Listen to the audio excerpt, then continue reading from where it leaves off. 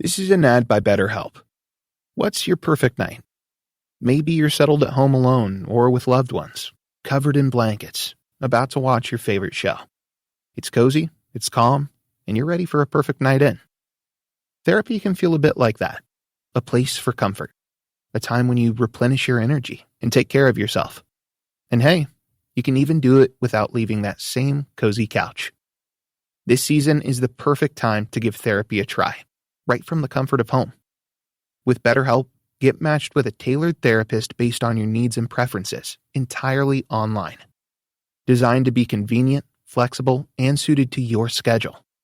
Just fill out a brief questionnaire to get matched with a therapist, and switch therapists at any time for no additional charge. Find comfort this season with BetterHelp. Visit BetterHelp.com to learn more and save 10% off your first month. That's BetterHelp, HELP.com. This is an ad by BetterHelp. What's your perfect night? Is it curling up on the couch for a cozy, peaceful night in? Therapy can feel a bit like that. Your comfort place where you replenish your energy. With BetterHelp, get matched with a therapist based on your needs entirely online. It's convenient and suited to your schedule. Find comfort this season with BetterHelp. Visit BetterHelp.com today to get 10% off your first month. That's BetterHelp, HELP.com.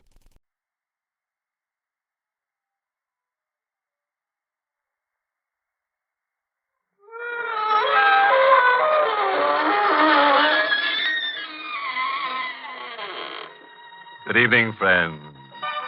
This is your host to welcome you through the creaking door into the inner sanctum. Come in, please do come in. Our little place may not be a mansion, but it has its advantages. For one thing, it's thoroughly scare condition. The scream pipes are always in good working order, and we're very proud of our hot and cold running slaughter. And the rent's quite reasonable, too. We get a cut break. As the trunk murderer caught by the police and asked for the whereabouts of his latest victim murmured, "It's in the bag."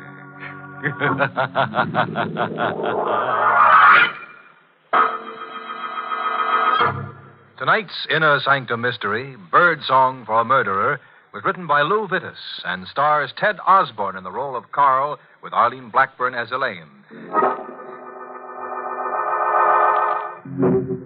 Well, you've had your warning. Whatever happens from now on, you asked for. Just be sure the family is provided for. And now to our happy little anecdote for tonight. Birdsong for a Murderer. My name is Carl Warner. An undistinguished sort of name, but I'm an undistinguished sort of man, so the name fits, I guess. I'm not a young man any longer, but I don't mind that. I wasn't very happy when I was young. Now, well, at least I'm not unhappy. And late at night, after Elaine has gone upstairs to bed, she's my wife.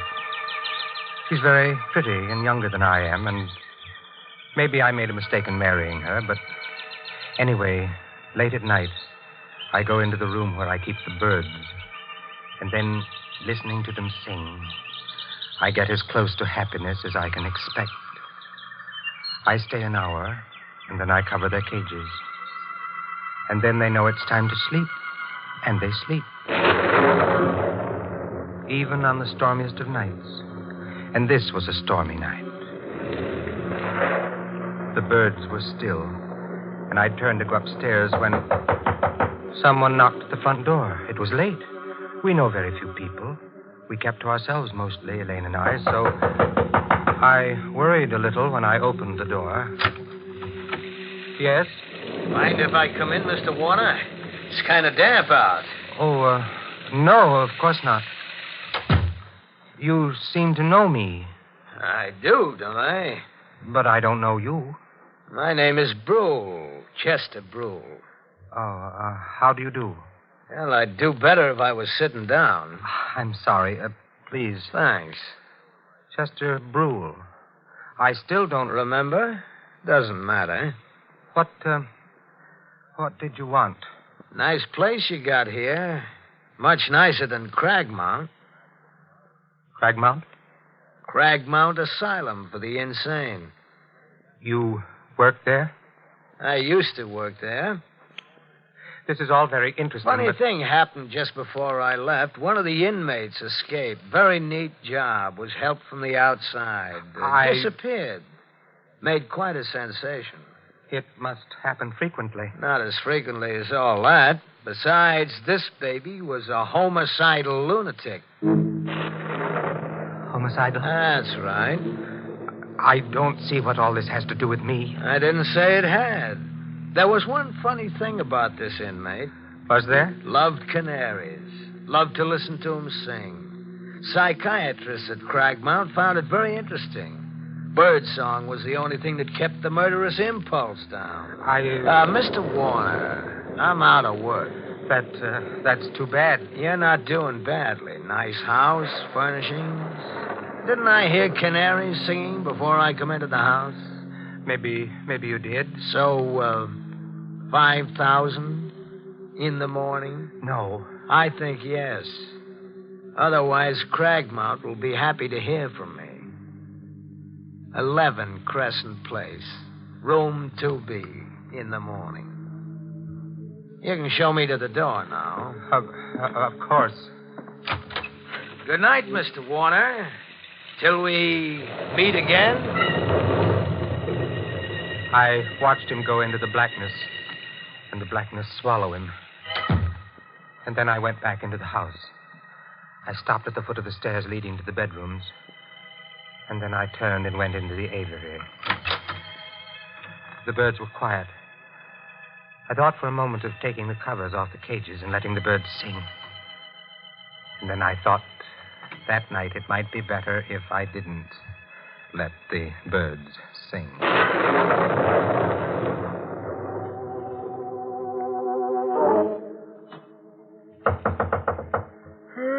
Okay. Who it? Oh. Couldn't wait till morning, huh? I didn't expect... Wait. That knife. No! Oh, I shouldn't have let you... Surprise. Oh.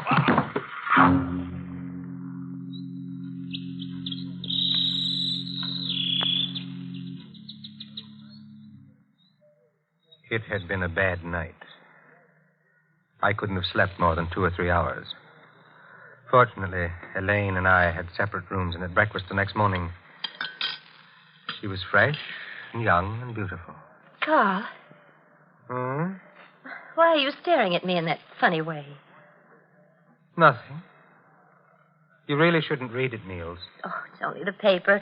So many exciting things happen, I can't wait till I get to them. Still... Oh, isn't that terrible? What is? A man was murdered last night. Not very far from here. Crescent Place.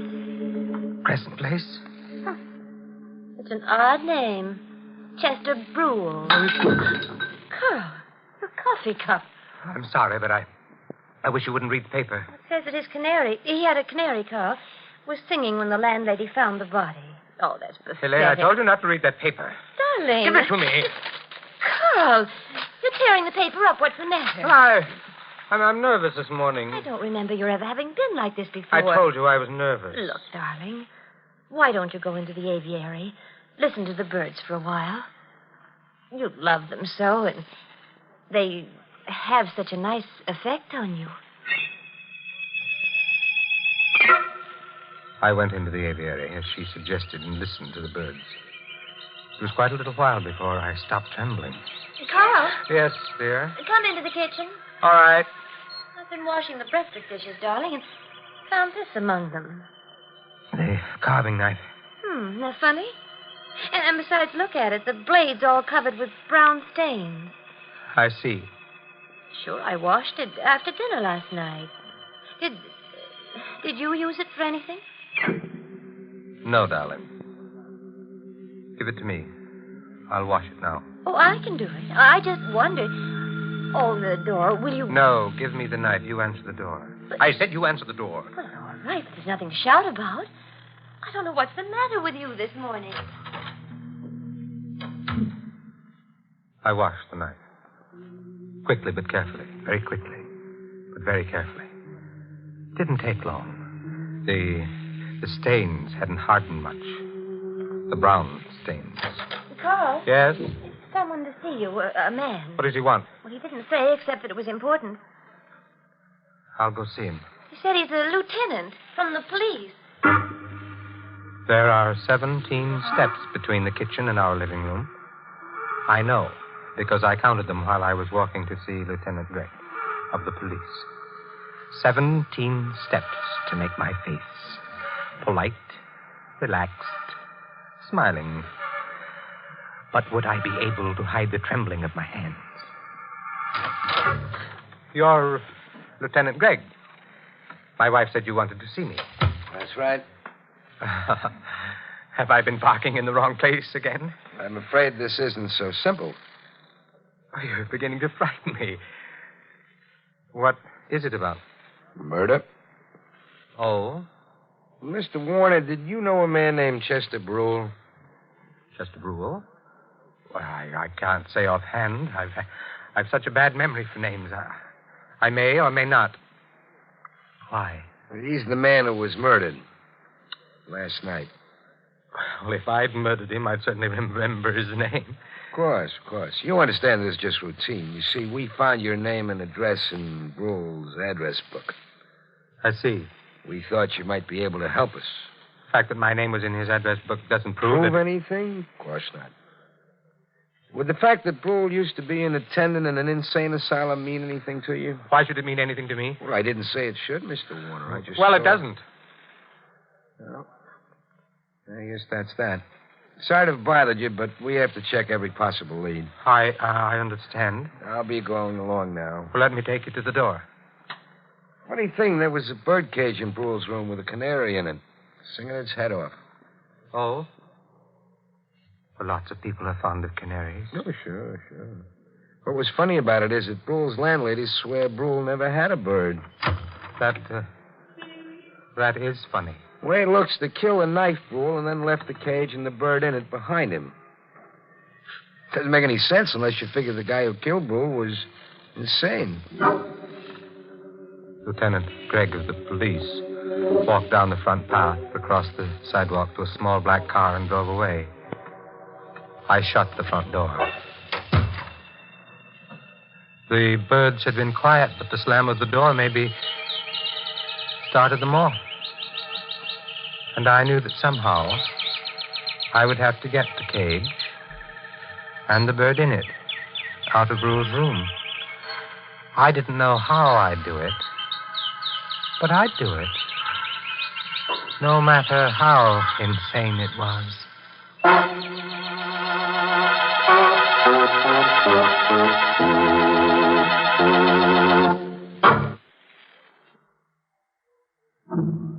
It was dark when I got to Crescent Place. Dark on a lonely street. There was no one in front of the house. Nothing to show that a man had died inside, horribly, the night before. Blood welling from his throat. The door was open.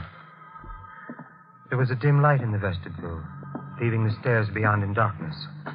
I went up them to the second floor. There was no one in the corridor. The door of 2B opened, and I went in. There was no light. The moon cast a pale glimmer over the room, and someone in a chair near the window.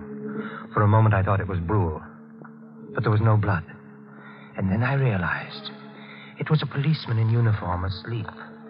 The cage was near the sleeping man. Would his sleep be sound enough? I reached out, lifted the cage,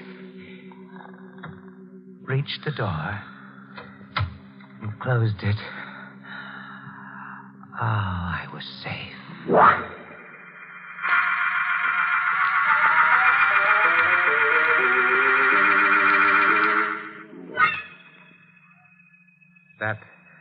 That would be a problem. I should have killed it instead. I left it at a pet shop where I'd gone and done business once, and then went home. Carl? Yes? Oh, I'm so glad you're home, dear. That Lieutenant Gregg is here again. He's in the bird room, dear. The bird room? Yes. I was in there with him for a while, but then I couldn't stand all the noise. Excuse me, Carl, but you know I don't like their singing. Why did you take him to the bird room? Well, he asked me to. All right. I'll go in there now. Well, don't let him keep you very long, darling. You're not well. I'll try not to let him keep me. Lieutenant Gregg. Hello, Mr. Warner. Quite a collection of canaries you got here. Yes, I have. Like them, huh? I wouldn't be likely to keep them otherwise, would I? Yeah, I suppose not. Were you home all last night? Of course. That is still about Chester Brule's murder? Uh-huh. Your wife and you sleep in the same room, huh? That's none of your... No. More convenient that way.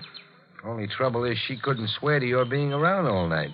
Why should she have to? No reason at all, just the way a policeman's mind works. Funny thing happened a little while ago. Somebody walked into Brule's room and walked right out again. With that bird cage. Weren't the police guarding the room? Supposed to be, but we slipped up.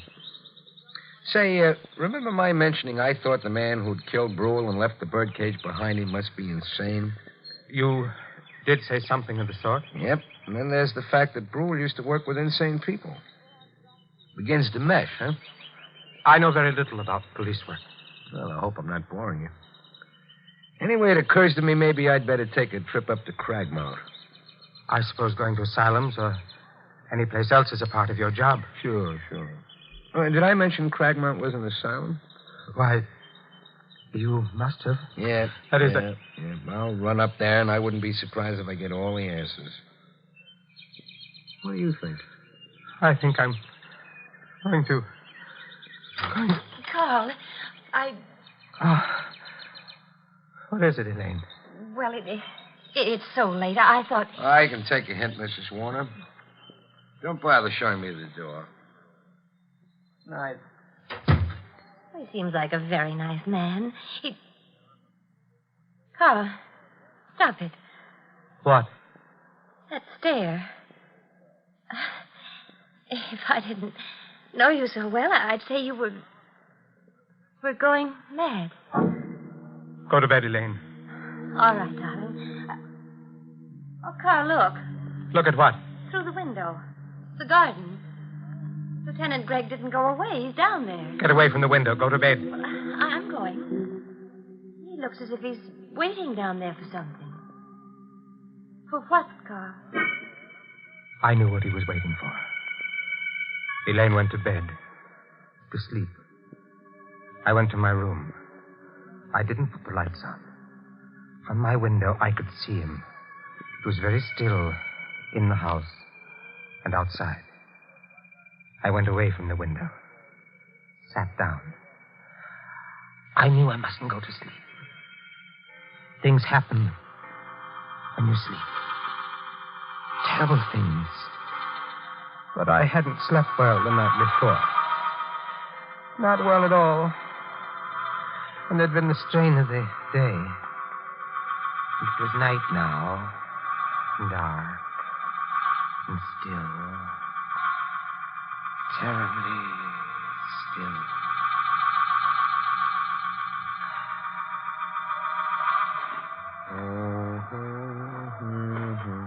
Gargan? Gargan?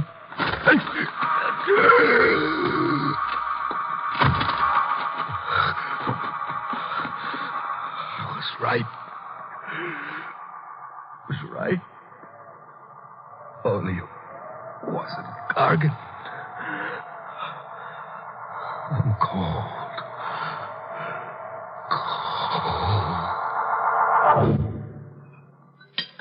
Oh, it's such a lovely morning, Carl. Lovely. I looked for Lieutenant Gregg as soon as I got up. He wasn't in the garden anymore. He must have got tired, gone home, or back to headquarters, wherever policemen go. Oh, dear, that's the Swenson's dog. And he got into our garden again. I'll have to get him out. Elaine, don't. Darling, he'll dig up all the flowers looking for bones. I'd better go. Elaine! Maybe he won't be there. Maybe somehow the truth isn't the truth and I'm not... Elaine! Where are you? Oh, I'm under the tree. Here. What? Look. Lieutenant Gregg. His throat. Oh. Come inside. All right. The kitchen. Oh, Carl, where are you going? The kitchen. What are you doing? The drawer. Silverware. Yes. Yes, it's here. The carving knife. That's right. Well, I thought you washed it last night. I guess you didn't. You'd be wrong. I did wash it last night. The stains are still there. The brown stains. These are fresh ones. Elaine, get out of my way. I've got to go to the bird room. Oh, Carl, please don't go away from me. Carl! I was holding the carving knife in my hand. I started to put it down. And then I held onto it anyway. It would make taking the covers off the cages awkward, but I held onto it anyway. The birds were still. They'd remain still unless I took the covers off. Elaine. Carl, you must tell me. What's wrong? Don't come any closer. What? Elaine, please. Not any closer. You've got that knife in your hand. Yes. The one with the brown stains. Oh, Carl. Shh, don't say anything. Carl, the night before last. Elaine, don't ask questions. That's dangerous. You were out of the house. No. Last night, when Lieutenant Gregg was killed. I was asleep. You have the knife, Carl. Yes. Give it to me. No. Please, Carl. No, stay where you are. All right.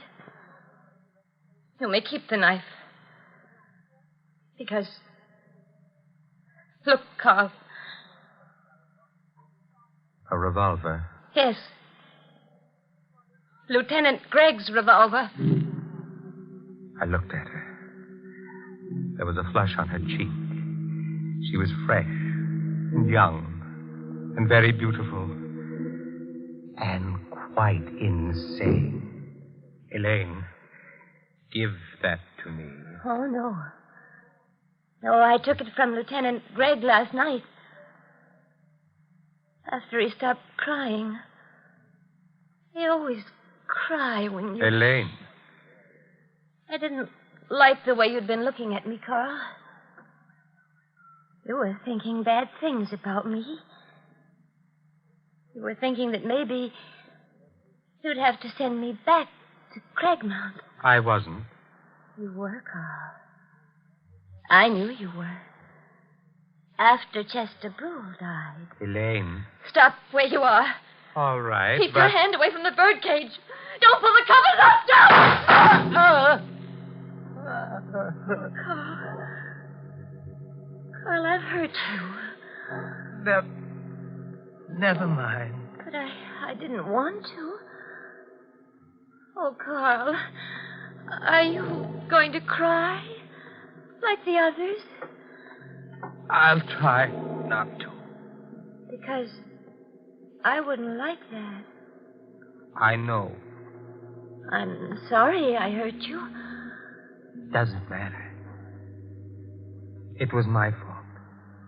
I loved you too well. I really killed those others. Not you, my dear. Oh, that's a very silly thing to say. And I'll become quite angry. I am quite angry.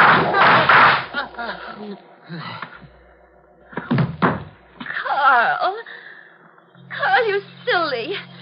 You pulled the covers off the cage. Carl. Oh, Carl, I'm speaking to you. Those birds, I don't like them. Carl? Oh. Oh, poor Carl. He's dead. I loved him. Now he's dead. But anyway, he didn't cry. He didn't cry.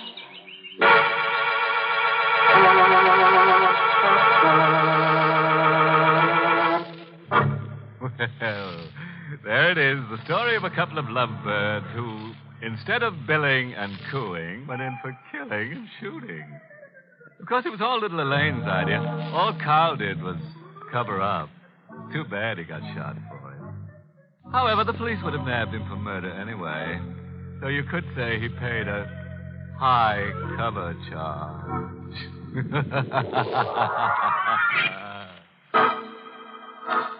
Be with us again next week at this same time for another Inner Sanctum Mystery. This program was originally heard in the United States over CBS, the Columbia Broadcasting System, and has been rebroadcast for servicemen and women overseas through the facilities of the United States Armed Forces Radio Service, the voice of information and education.